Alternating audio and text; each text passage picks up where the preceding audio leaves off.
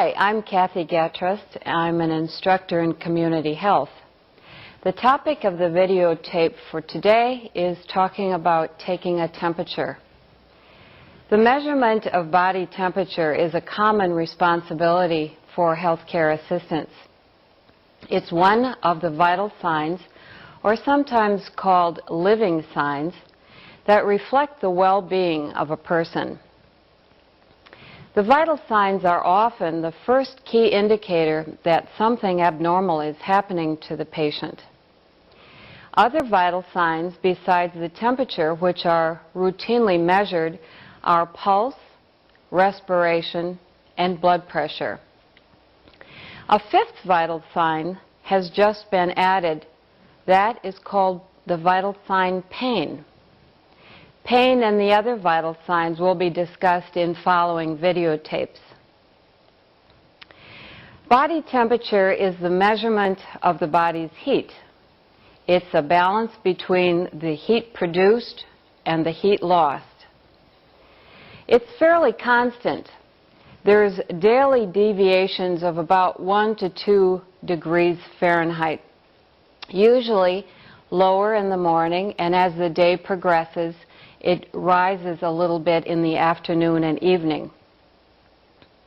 The temperature is different in the same person when determined by different body areas. It's important to know the normal for each person because the normal varies from individual to individual. A person's temperature is affected by illness and external environment. You'll see on the screen a few examples of temperatures that can be affected by medications, by age, exercise, pregnancy, and emotions. There are many, many other things that also temperatures are affected by. Excessive body temperature puts stress on the vital body organs such as the brain, the liver, the lungs, the kidneys, and therefore abnormally high temperatures must be reported promptly so that measures can be taken to lower it. There are 4 body areas in which the temperature is usually measured. The mouth or oral route is by far the most common. The ear, also called tympanic route, takes the least amount of time. The rectal area is used primarily when patients are having difficulty using an oral thermometer. And the 4th area is axillary, which is under the arm, and that's used when neither an oral or rectal route are possible. I'll be talking about each of these areas in more detail. The normal temperature depends on the measurement site, as I stated earlier. There is a normal adult body temperature that we consider. First, for an oral or tympanic, it is considered to be 98.6 degrees Fahrenheit. You notice that I've also included the centigrade readings alongside of the Fahrenheit readings. A rectal normal temperature is considered to be 1 degree higher than the oral and tympanic route, thus 99.6 degrees Fahrenheit. And the axillary temperature, 1 degree lower than the oral temperature, and therefore the normal for that is 97.6 Fahrenheit. Patients may have a temperature that's higher or lower than these figures and still be considered to be within the normal range. The normal adult range is approximately 1 degree on either side of the normal temperature.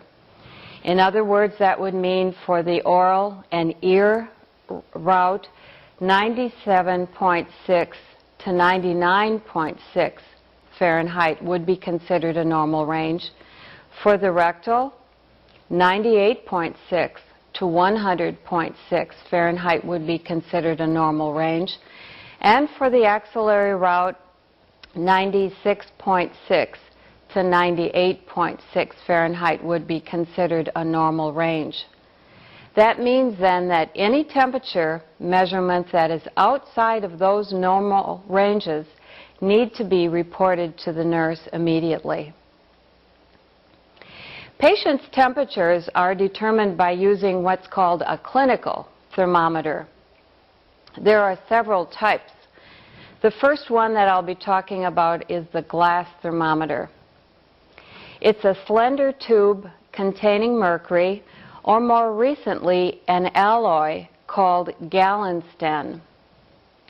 Mercury in thermometers and other uses is being phased out for health and environmental reasons. Mercury has been found to be a potent toxin and affects the nervous system in the body, and exposure can cause serious effects on the brain, spinal cord, and other vital organs. It also contributes to pollution.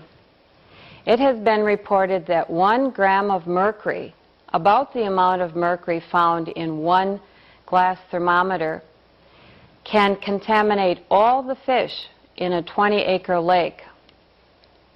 Many states are issuing warnings that mercury poses a toxic threat in fish caught in lakes, and as a result are advising those at risk to limit their consumption of fish.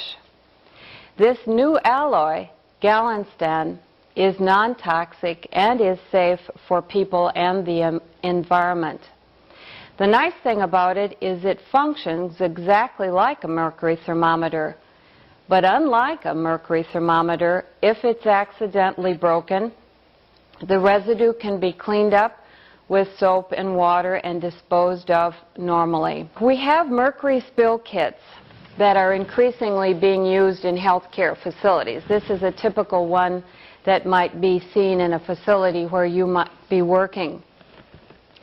If you would have a break in a glass thermometer containing mercury in a facility that has these spill kits, what you would need to do is open it up and just follow the instructions on the inside as to exactly how to wipe up the mercury spill.